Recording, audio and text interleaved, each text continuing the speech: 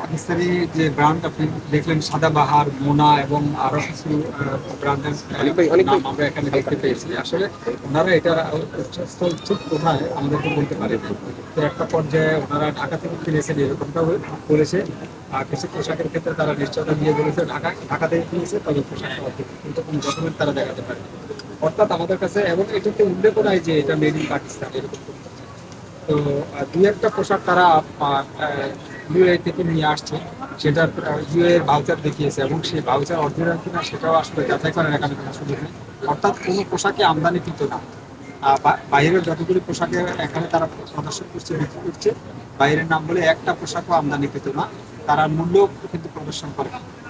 তো আমরা এই যাবতীয় অসঙ্গতি তারা দূর করবেন। আমরা এখানে প্রচুর প্রতিষ্ঠান আছে, ব্যবসায়ী নেতৃবৃন্দ আছে, আমরা তাদের সতর্কতামূলক এখানে 20,000 টাকা অর্থদণ্ড করেছি।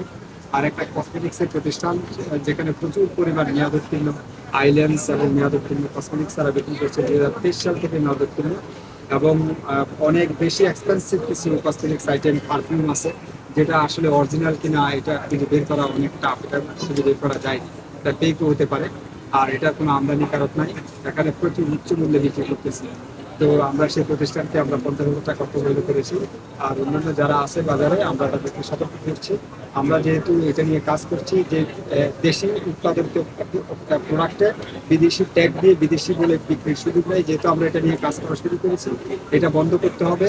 এই ট্রেন্ড বন্ধ করতে হবে। আমাদের দেশে যদি মানসম্মত পোশাক হয়, তাহলে আমাদের দেশের নাম দিয়ে, আমাদের মেড ইন বাংলাদেশ দিয়ে এটা বিক্রি করতে হবে।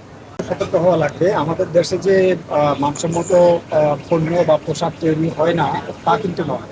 বরং আমাদের দেশের পোশাক কিন্তু ইউরোপের বাজারে, আমেরিকার বাজারেও যাচ্ছে।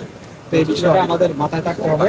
তবে আরেকটু বলে রাখছি, যদি কোনো ভোক্তা বাইরের প্রোডাক্ট চায়, তাহলে প্রোডাক্টটা যেন অবশ্যই অথেন্টিক বাইরের প্রোডাক্টই হয়। কিন্তু ভোক্তা চায় বিদায় ভোক্তাকে ফেক একটা প্রোডাক্ট দিয়ে, গোজামিল দিয়ে ভোক্তাকে বাইরের গুলো চালাই দিবে, এটা যেন কোনোভাবে না হয়। তো আমরা আমাদের সার্বিক তদারকি কার্যক্রম অব্যাহত থাকবে। সাধারণ ভোক্তা যদি ক্ষতিগ্রস্ত হয় আমাদেরকে যদি জানায়, আমরা একটু ব্যবস্থা নিতে পারি। ধন্যবাদ।